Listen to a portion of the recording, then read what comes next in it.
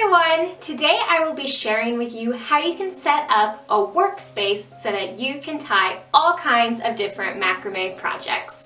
Let's get started. If you are somebody who really enjoys macrame or is looking to get into this great art, you might be struggling with trying to figure out how exactly do I hang up my work so that I can actually create beautiful wall hangings and plant hangers and other work as well. Now there are a few different ways that you can set up a vertical workspace for your macrame. The number one choice most people have for their macrame is to work from a clothes rack. Clothes racks are great because they usually come on wheels, so you're able to push your work out of the way when you're not working on it.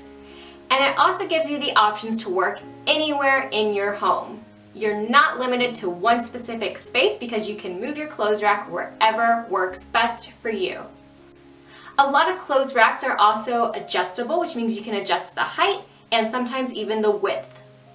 This comes in handy if you are working on really big wall hangings where you might want to adjust the height as you work so you're not having to really scrunch down as you tie those knots. If you opt to use a clothes rack for your vertical workspace, there are a few tips and tools that will come in extra handy for this setup. I highly recommend purchasing some S-hooks. This allows you to place the hook right on the clothes rack and then hang your dowel rod or other piece of wood right onto those hooks, and you can work from that. Some other tips include tying rope to your clothes rack to prevent your S-hooks from sliding back and forth as you tie the rope. It also comes in handy to use a rubber band or rope or hair tie or some other object such as those to place onto your dowel rod to help keep your dowel rod from moving back and forth or falling off the S-hooks while you work on your projects. Now, if you don't want to invest in actually buying a clothes rack, there are a few other little DIY hacks you can do to accomplish the same effect. When I first started out on my macrame journey, I used my fireplace. The fireplace in my house has hooks right on it, so all I had to do was tie a little rope onto those hooks and I could slide the dowel rod on the rope and then work from that vertical space, and it worked great.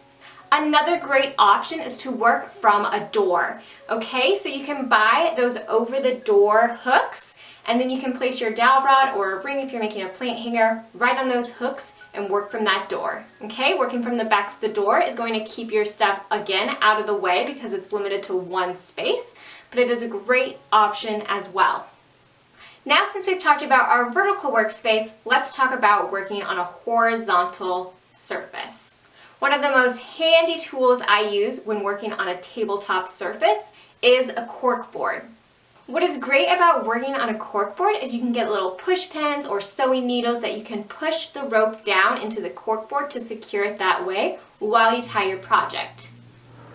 It just comes in handy for lots of different projects, especially if you might need to tie square knots or keep your rope from sliding all over the place. It just works amazing.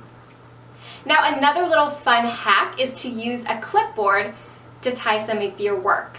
This works especially well if you are making keychains because you can just clip the keychain right on that clipboard and then it will prevent your keychain from pulling and sliding as you tie those knots. So it's just a simple little way to keep your rope secure as you work.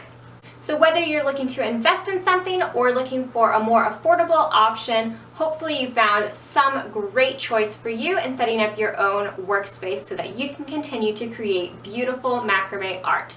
Whether you're looking to expand your already great hobby or you're new to the art, I hope you found something helpful and inspiring in this video.